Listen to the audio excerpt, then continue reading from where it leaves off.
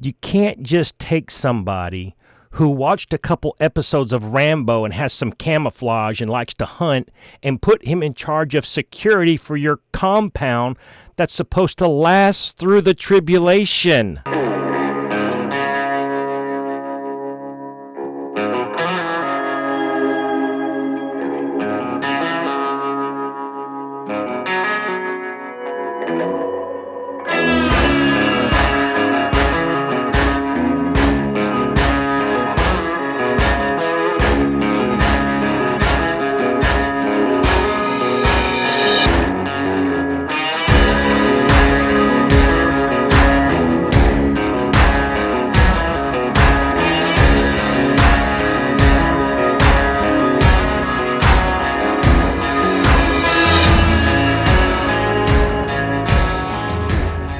All right, folks, thank you for stopping by the Alabama Woodsman. If this is your first time here, I hope you can get something from my channel.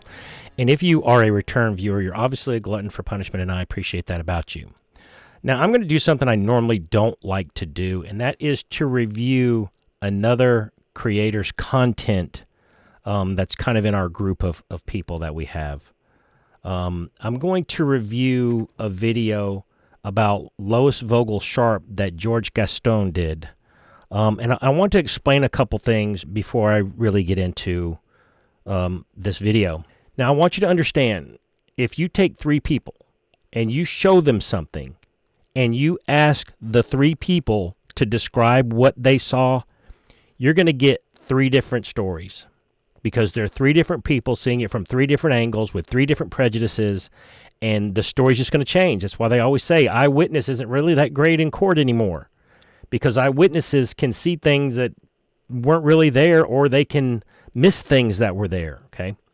So when I review a video that someone else has done, like George Gaston in this instance, I want to be very careful to say it's not that George missed this, okay? He's looking at it from his angle. The angle he chose to take was the fraud angle, and that's fine. That was amazing. This video he did is right now in one of the top 5 videos I've seen this year. An amazing video, amazing detective work.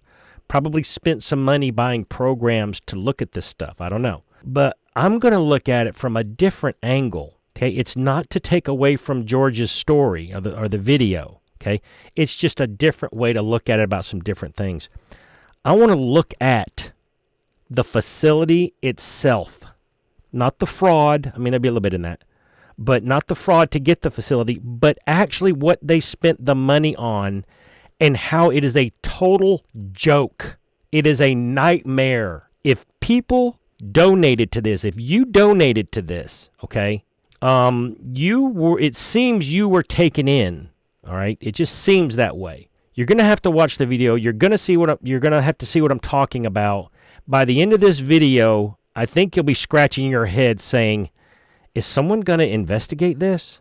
Because when you look at the way George did it, and then you look at the way I did it, my video is going to support George's, that he's doing it from the financial angle, and I'm agreeing with him saying, yes, there is a problem because of all these reasons in support of all his reasons, okay?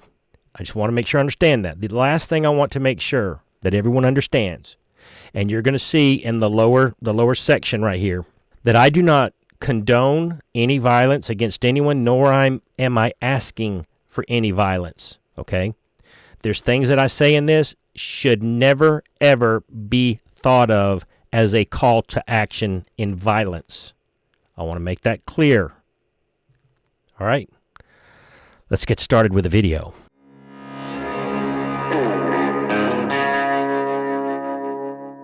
She said that the 7-year tribulation started in 2017. So we are in the tribulation period, folks. Because all hell is about to break loose on planet Earth. And we are going through the tribulation. We are entering the last 7 years, I believe. And I truly believe that to be truth. Because if you figure it out, with the numbers and everything, and you put it together, it's the last 7-year countdown. All right, folks, there's absolutely no way around it. Lois Voge-Sharp lied when she prophesied and when she told you as a prophet that the tribulation started in 2017.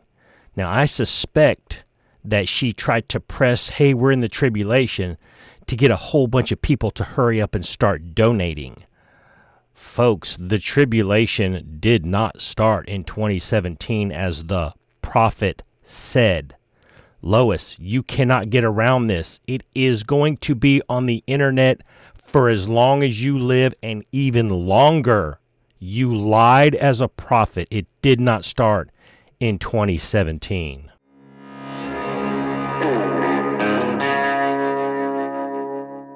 All right, folks, she absolutely prophesied and spoke as a prophet in the office of prophet, or whatever you want to call it, that the economic collapse in the United States would hit in 2019. You cannot be almost right and be a prophet of our God, because God is not a God of almost being accurate. He is an exact, accurate, and truthful God, and if his prophet isn't, they are not a true prophet of our God. You cannot get around it.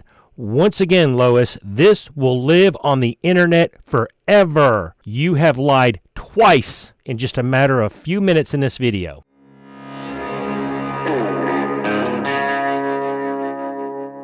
It's going to be kept fairly secret. Only those that are meant to come to the place will actually see the place. Not everybody will even have a clue where it is. Not everybody will even have a clue where it is. Because it's not for the world to know, and it's not for those that aren't meant to come here to know either. Hey, Lois, I found your safe haven. All right, folks, when I went overseas to work as a contractor in Iraq and Afghanistan, it was with a company called DynCorp, and it was a law enforcement mission. It wasn't a mission to go over there and kill babies. It was a mission to train law enforcement American style. The Germans had come in and tried to do it German style, which the Germans are excellent in their law enforcement, but there's no constitution limiting them for the most part. And the UN said, look, we're not going to let Afghanistan or Iraq use their military soldiers as police officers. So you need to go in. If you're going to destroy this country and rebuild it, you've got to build it with an independent law enforcement agency. So I went over there to help train. When you talk about operational security, they call it OPSEC. When you talk about operational security, there are tons of rabbit trails that you go on. And one of them is keep your mouth shut. Lois, keep your address off the internet. Stop being so detailed. First of all, you should not have even let it be known there was a safe haven. From the very beginning, she stuck her thumb in the eye of OPSEC. She's telling people she's going to build a compound that's supposed to last through the tribulation, and we'll get to that in a little while when we get to the failures in logistics. And she's telling everybody the plan all over the world. She's drawing attention to herself. There's this theory, there's this way people look at things. It's called the gray man. It's when you look at a crowd, no one stands out. The gray man doesn't stand out. You got the upfront people, you got the loud people, you got the brightly dressed people and all that. But the gray man just kind of blends in with the crowd. If someone were to ask you, hey, what about this guy over here? You'd be like, I didn't really notice that guy. There was a guy over there? I didn't even notice him. That's the gray man philosophy of survival. Lois might as well be blowing a trumpet, banging on a big drum, like one of those people that have all the musical instruments attached to them saying, Look at me, look at me, look at me. I'm building a safe compound that you're not allowed to come to. This leads me to believe and think that Safe Haven was not a legitimate Safe Haven project. Because if you were to consult an OPSEC specialist, someone who knows about building compounds for secure reasons and all that kind of stuff, the first thing they would have told you is tell no one anything. Folks, we're going to go over the logistic failures in a little while, and they are so kindergarten level violations that she made I don't think that this was really supposed to be a safe haven, because if they would have consulted a security expert, this would have been laid out so much different. You can't just take somebody who watched a couple episodes of Rambo and has some camouflage and likes to hunt and put him in charge of security for your compound that's supposed to last through the tribulation. So if you did consult an expert, you got ripped off. Lois, the first mistake you made was thinking you could do this on your own, and probably the second or third was filing for building permits with your local government. You told the government what you were doing. Incredible. Absolutely incredible. And if you didn't file permits with your local government, you were just asking for them to bring a wrecking ball in or asking to go to jail. Now, I am not taking away anything from the channel George Gaston. He did a wonderful job on exposing all this. The digging, the research. I don't know if he had to buy extra mapping programs. Normally you have to buy them. He went the extra mile in exposing this. So I'm not taking anything away from him when I say this. How much more resources will the Antichrist have in order to hunt down holdouts that did not take the mark and will not take the mark? How much more firepower and resources and research and satellites will the Antichrist have at his disposal? George Gaston just used what was available to him in the everyday world right here, and he found this out apparently easily. But how much more will the Antichrist be able to do with the resources it will have in order to find these people? You can't keep things like this a secret.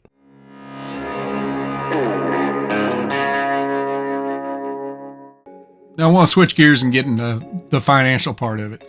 She berates people. She uses God's name. She uses the Bible. She guilt trips people. She does all these things to keep the money flow coming in for the safe haven that was already supposed to have been built and used. But she keeps it going. It's still going on almost every single video that she's got. Many of you say, well, I don't have the funding to help anybody. If you have $1 or 50 cents, you could stick it in an envelope and send it. It's not about money. I never ask for money. You want to be part of a miracle? Then you need to get on the website, click on the link, and start to become a member of this. Join us in our efforts to build these safe havens. I never ask for money. We need to get the finances in.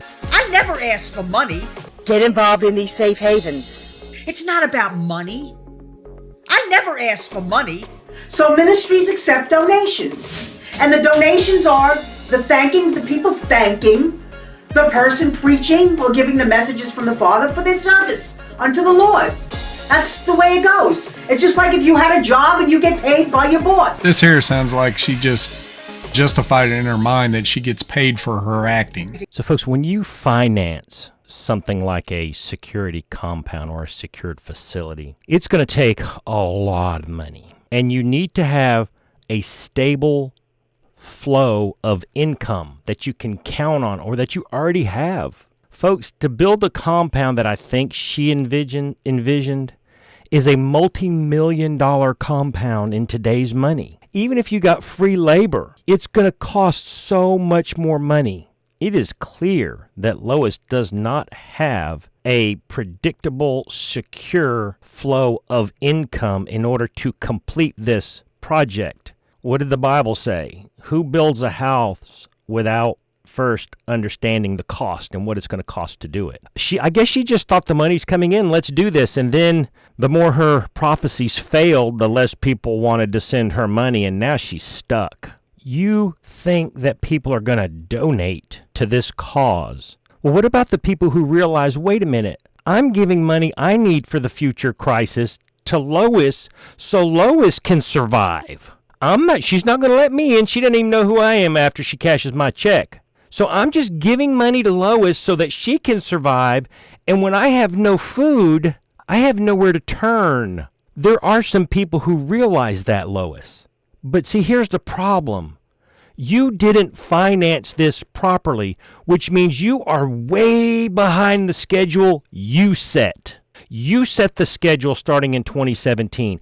It's in the videos. And look at you. You got what? 3 buildings and a geodome that's way too small to sustain 3.5 years of food. We'll talk about logistic failures in a little while. Lois, you blew this totally unless a safe haven, antichrist-proof, tribulation-proof compound was not your real goal, which more and more it's looking like that wasn't the real goal.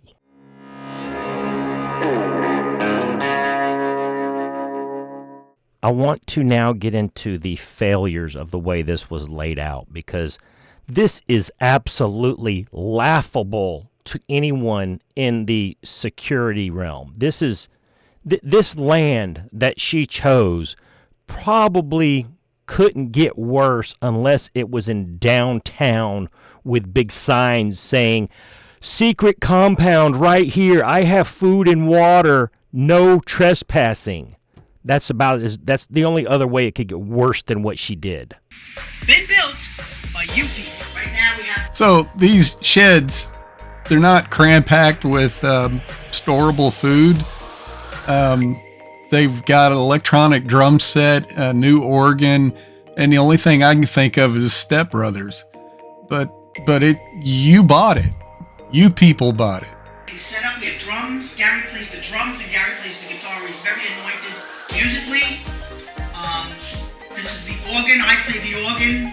We both sing. We actually have a music CD that we did. Now, I look, I am not an expert, okay, on secured facilities, but I'm going to go out on a limb here and say, I doubt when you are building your secured compound, one of the first buildings you put in is a music hall. Folks, you can see where her priorities are. There's no food in there. That building is not even laid out properly to defend, and we're going to get into that issue shortly. You see her priorities. It's Gary on his drums and her on the organ. That's the priority. It appears, or it seems as, safe haven was a way to bring in money. It was not thought out properly. It might not have even been the true goal. Once again, this was supposed to have been for the 3.5-year mark of the 7-year tribulation that started in 2017. And they haven't even built anything but a couple of sheds. The little shed back over there is. Now, folks, let's go back to OPSEC. This lady is showing everyone what her buildings look like. They're not camouflaged. They're not underground. Now, we're going to talk about some more stuff. I'm trying not to give it away. I'm trying to be very organized in the way I release this information and tell you about these things. And it's so hard not to just go total Sicilian here. Folks, what chapter in the OPSEC manual does it say you need to show everyone your buildings on video? Can you show me that page? You can't, because this is not a serious compound. This is more like a future Airbnb layout. Now, folks, we see here the image that George Gaston put up from his mapping program, which was excellent. But I want to talk to you about the actual geographic layout. Now, if you look at what I've overlaid here, you will see that there is a road that goes right to their secured facility, and it hooks into the main highway. George made that point. Who puts a secured facility within about 50 to 100 feet of a highway? I see no checkpoints. I see no defendable positions where you could defend trespassers. I see no barbed wire, no gate, no nothing. It's a road that goes right from the highway, and it goes right past their facility, and it goes deeper off into the woods. Folks, this is not a serious secured facility layout. By any means. This is looking more and more like an Airbnb check-in, an Airbnb laundry room, and an Airbnb game room with more Airbnb bedrooms to follow. That's just what it looks like. Folks, do you know what else is missing from this picture that George Gaston put up? How about one of these? Let's look at David Koresh and the Branch Davidians. Let's look at their compound and see a couple things that we can compare and contrast. Now, folks, this was probably laid out pretty good, but as we could see, when you have a road that comes right to your front door, law enforcement can bring in the tanks. We're not even talking about the feds or the end-of-the-world anti-government goons. We're not talking about his stormtroopers. We're just talking about regular local law enforcement. And look at the problems Koresh had. This is a much better layout than what Safe Haven is. Folks, look at the cleared out zone. Look at all the windows. Look at what had to happen in that case. Folks, that is a pretty well laid out compound. Now, you notice there's no trees real close to the building that leads off in the woods so people can sneak up in there. But on Lois Voge-Sharp's Safe Haven, that's not the case. There's trees everywhere. I mean, you could even have law enforcement on the main road bail out right there, run to the compound through the woods, and no one would know anything. Folks, this is laughable. This is not tell me this is not a serious attempt at a secured facility. Quickly look at Koresh's compound again. Folks, you see he's got a water supply. Looks like a big swimming pool. He's got underground facility. Okay, we know that he had buses buried underground and all that kind of stuff. Folks, even that is not the best solution underground, because there are certain gases that are heavier than air that when applied will sink to the lowest point possible and then start to build up until it reaches the level where people sleep at or stand at or whatever. And those chemicals are engineered to do whatever they want them to do. Put someone to sleep, cause someone to become delirious. They could be a burning agent for the eyes and the sinus, cavities. They could actually end somebody. So even building underground is not the best thing in the world. But you just look at his compound. He's got it fairly well laid out. And you can even see in some photos about his food sources, where he was farming and stuff. Which brings us up to Lois Voge-Sharp's food supply and water supply.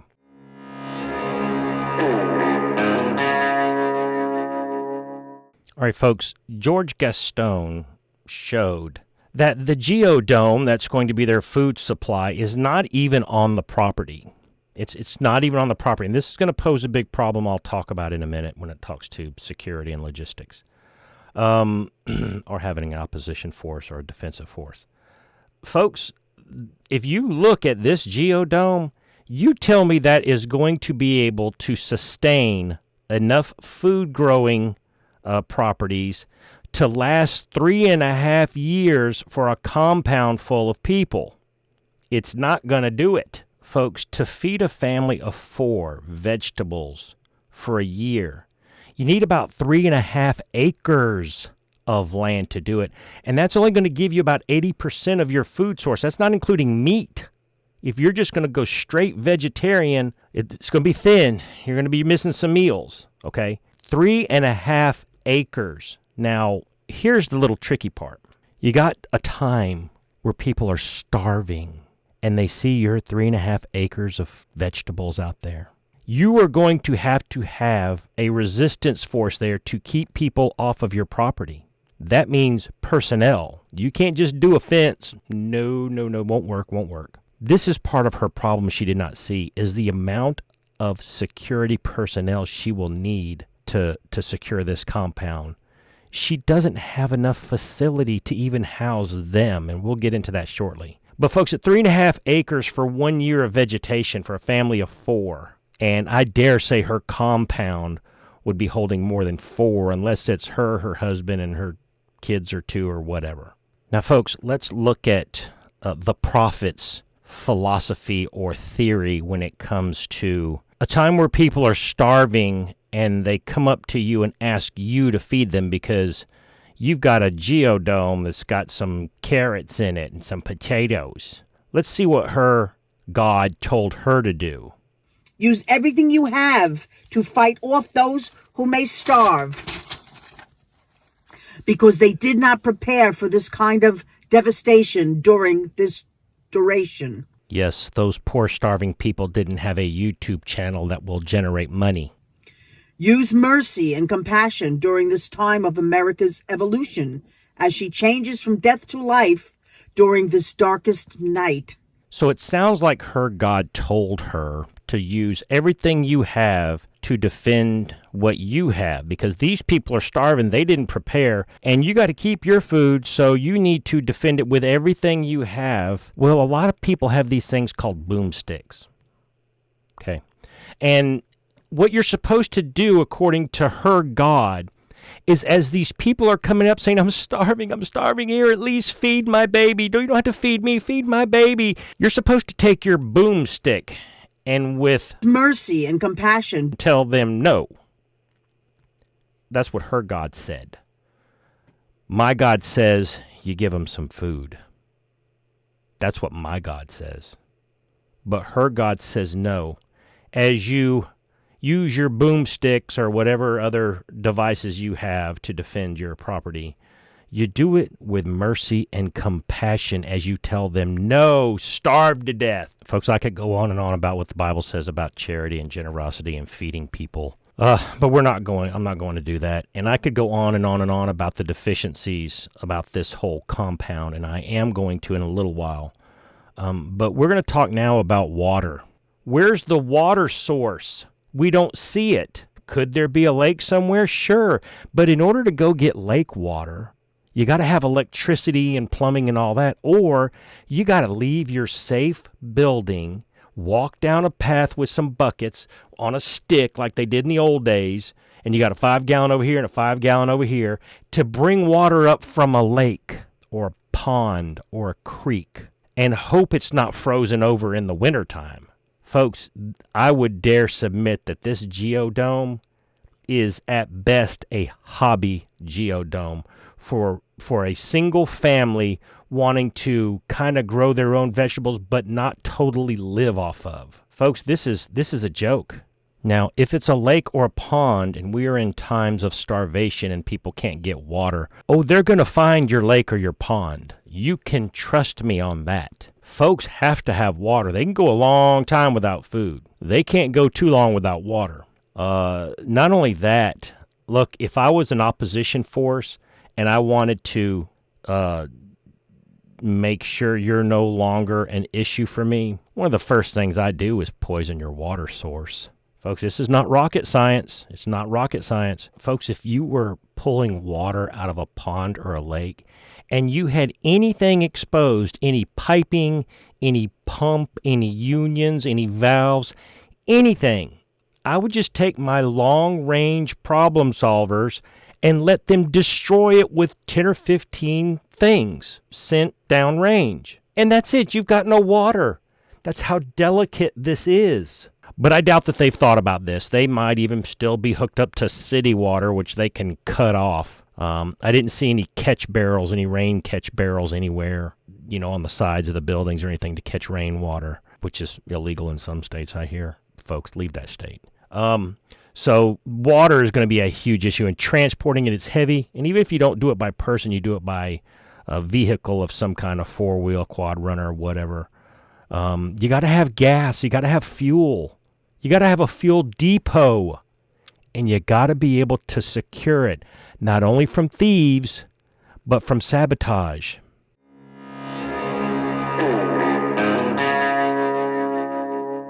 Okay, like I said, this is not going to be an all-inclusive, analysis of her compound. But I am going to talk about the bigger issues. And one of them is staffing. So from what we've seen, she's got 3 tiny buildings, which I said look more like an Airbnb check-in, a music hall or game room, and probably, a laundry area or something. I don't know what it can be anyway.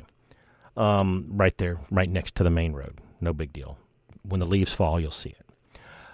But right now, from what we've seen, she doesn't have enough footage for living to even house the proper number of security force. She's going to need a security force to guard her water source, which I didn't see that anywhere near, which means it is off property. It's a satellite installation.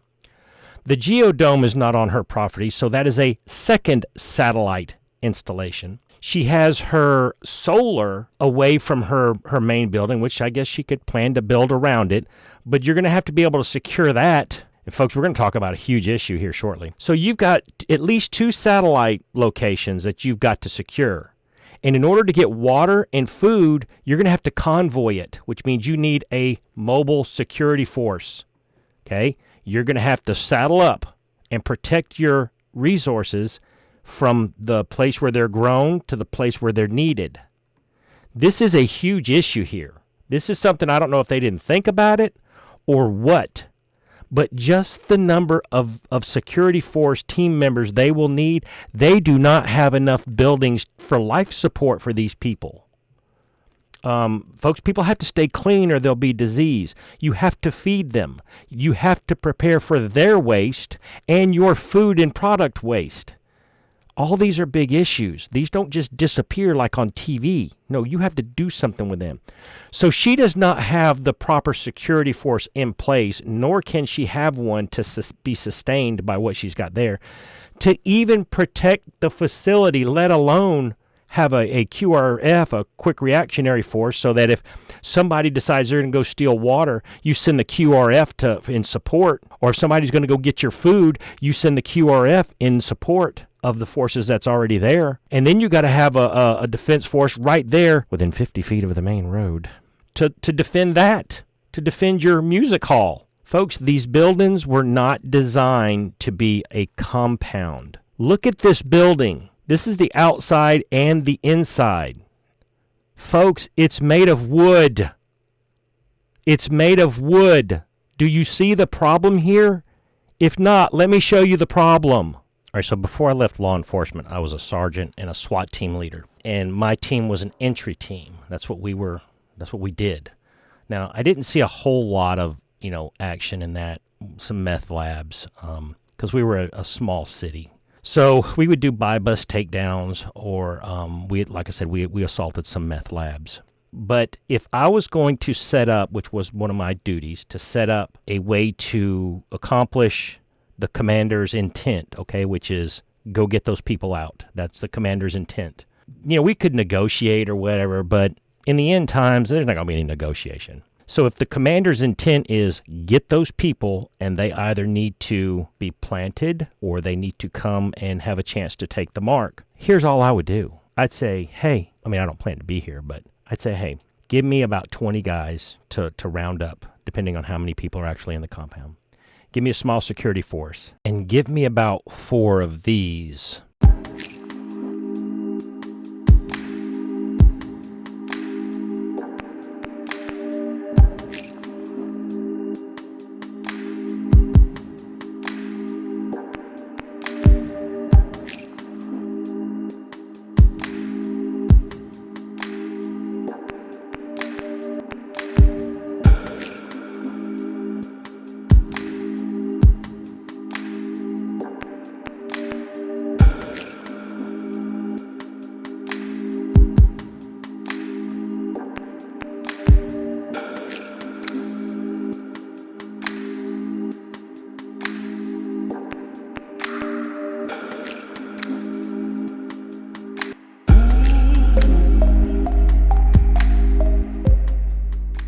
Folks, in order to prevent something like that being used against you in a security facility, you need to use something made of earth, like concrete or dirt or, like adobe type things.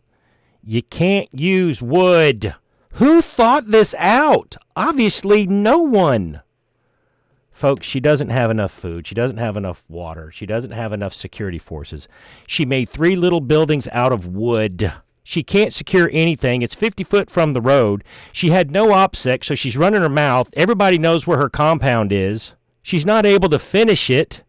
She has 2 satellite installations she has to secure as well. Folks, I'm telling you, there is no possible way that this was in earnest going to be a safe haven. This looks like it's in preparation for a campground where it's going to be an Airbnb kind of thing. All right, folks, we're going to wrap up this part of the video with everything that I found that was just absolutely terrible for a secured facility. I want to read you just to summarize some of the issues I found. All right, folks, so what I'm going to do is just to summarize this part of the video, and then we're going to talk about something else about her. One of the things you really have to consider is hunkering down or going mobile. They've chose to hunker down. Silly, but they chose to do it. Folks, being on the move has its own problems. You've got to understand. If you think it's difficult now, wait till you see what's coming. Folks, I'm telling you, I have seen, be careful I say this, I have seen machines that can be programmed with facial recognition programming that can, let's just say, walk anywhere it wants to walk. Streets, hills, beach, wherever. And all it does, it looks at people's face. And when they get a match, that's it. When they find who they want, that machine will either take care of business or notify somebody, hey, this is one of my facial recognition targets. Folks, these things can work in a unit, a coordinated unit, 15 or 20 in a city just walking around, doing nothing but looking at faces. Folks, in real time, satellites can look, and if they see buildings they've not discovered, all they got to do is send a C-130 come over, push all these little machines out with the little parachutes and everything, and then they start crawling around, okay, about the size of a dog, and they just start finding out as a recon force, finding out who's in there, what's in there, and all that. It's that easy nowadays to do those things. Folks, these aren't humans. That you don't have to feed them or water them. You do have to charge them, but solar panels can help with that. They probably still need some charging overnight. You have a night crew and a day crew, and all they do is just walk around looking at faces. Camera installations, like in England, there's a camera everywhere. Facial recognition is going to find you. So I don't care if you want to hunker down, which is stupid because you cannot sustain an attack from the federal government. Joe Biden was right. In order to fight the federal government, you need F-16s and stuff like that, which we don't have. Folks, I mean, small countries can't even defend against us. You either have to hunker down or you have to be mobile. Being mobile has its own problems, especially if you have elderly or children, all that kind of stuff. You're constantly moving. You have to be able to find food. You have to be able to find shelter. You're probably going to have to move south where it's not the climate isn't so bad. It has its own problems. So if you think you're going to ride this out, folks, you better get in touch with Jesus, okay? Because you're not going to ride it out.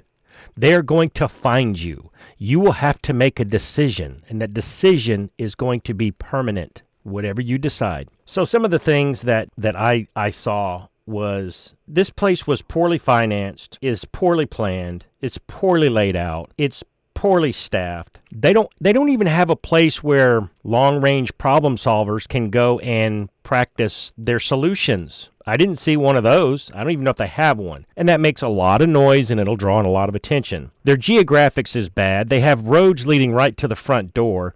Don't know anything about the water supply. It's probably not secure. Their installation is divided into 3 pieces with 2 satellites. Their QRF security force doesn't even have enough room to live on the compound, let alone their full-time security. Don't know anything about a fuel dump. Their food supply is way too small, and it's off property. They prioritized a drum set and a keyboard. That's the first thing they wanted to put in there. That shows you their priorities. That's not a secured installation. That is a private use building. That's a church building. That is not a compound for security. So you can see what this seems to be about, okay? It seems that people paid for them to build their worship hall. They have no crossing fields for the boomsticks to make sure nobody escapes should an assault come. The buildings are made out of wood and thin roofing tin. Now let's talk about interlocking fields of boomstick usage. So what you need to do is you need to have one person here, and he looks at all this view, okay? This is his view. And then you have another guy here, and he looks at his view, and they cross, okay? They cross. So that if this guy's looking this way, this guy can look this way, and they cross, okay? It gives you a bigger field of view so that no matter where somebody comes from, somebody's going to see them, and normally there's 2 people that can see them. You can look this up. It's not a big deal. It's on the internet everywhere. Folks, there's all kinds of problem. The flame-throwing drones are the easiest way to defeat this place, where potentially you wouldn't even have to risk your opposition force to go and assault this facility or any other facility made out of wood. Folks, you remember what happened to David Koresh? He built his facility out of wood, and it went up in a matter of hours, and it was huge. Folks, you can't fight the federal government. Look at what David Koresh was reduced to. And they were playing a game with him. I know a lot about the Waco massacre. I know a lot about it. The government was playing a game with him, and it was all about Janet Reno and Bill and Hillary, and that it was a budget year for the ATF and the FBI. Folks, this installation right here, this safe haven, is not what it is. Okay, it can be anything else, but it's not that. I don't know what's up. I know it does not appear to be what they say. I think somebody should investigate this. I'd like to know if they had building permits to it and what they said it was going to be on a building permit. I'd like to know all that. You can get that with Freedom of Information Act. All right, folks, now we're going to talk about a little bit about Lois and her 124 issue.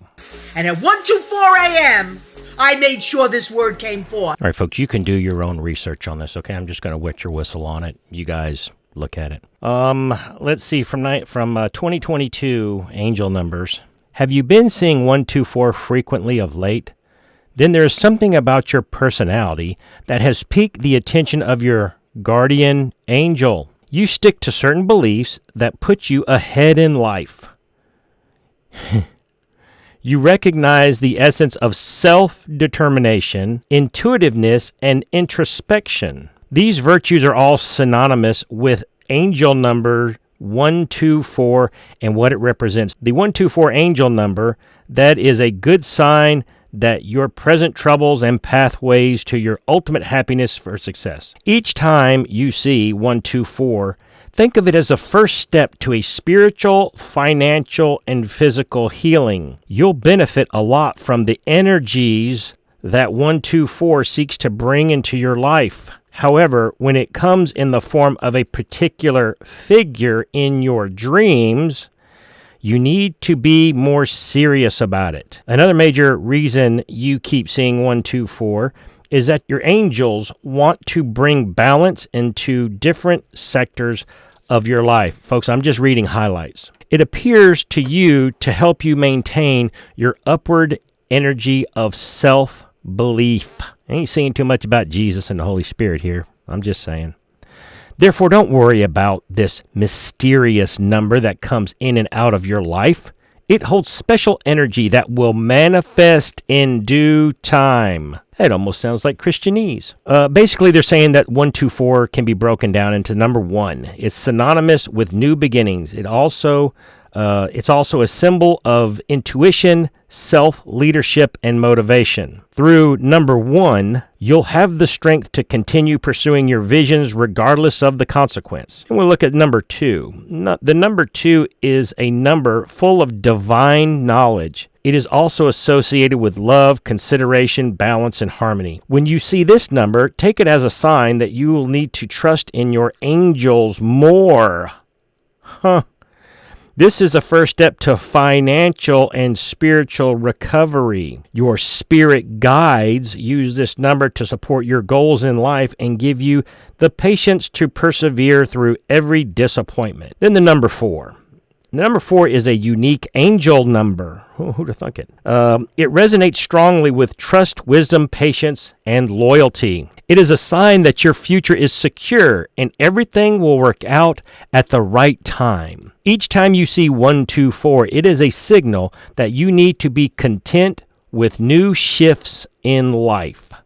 In other words, this blend of numbers 1, 2, and 4 is a sign from your angels that you need to spend some time adjusting to the changes that this angelic figure is about to manifest in different areas of your existence. Angel number 124 tells you that the outside world is full of people with different personalities. Yoke yourself with people who share your dreams and ambitions and who can help you achieve your personal desires. 124 hopes to build your career and inspire personal growth in the process. You just need to walk the spirit path and trust your guardian angels for a brighter future. To understand the meaning of 124 better, you need to be in constant communication with your guardian angels. 124 is not a number of this earth. Rather, it is a special number with a spiritual and sometimes even biblical meaning, and it's sent to make your life better in so many ways. Soon enough, the angel number 124 meaning will become clearer. Your spiritual path with your divine guides will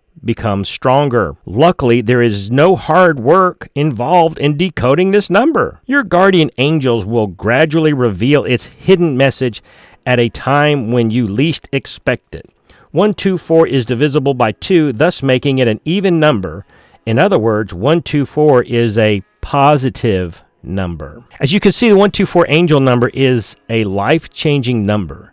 It comes to assure you of success and the highest form of spiritual energy that this world cannot offer. Your reality is set to change for the better. 124 urges you to maintain your optimistic energy and use it to your advantage. In other words, in order to receive spiritual and financial elevation, you need to keep an optimistic attitude. Remember, your life should be a reflection of your spirit guides. Let me say that again. Remember, your life should be a reflection of your spirit guides. Even when things don't go your way, stay jovial and hopeful for a better life. She's fascinated with the numbers 1, 2, and 4. Folks, there's a problem here. She does auto writing to get her messages too. Bogus poems she says God makes. I've seen 5th graders make better poems.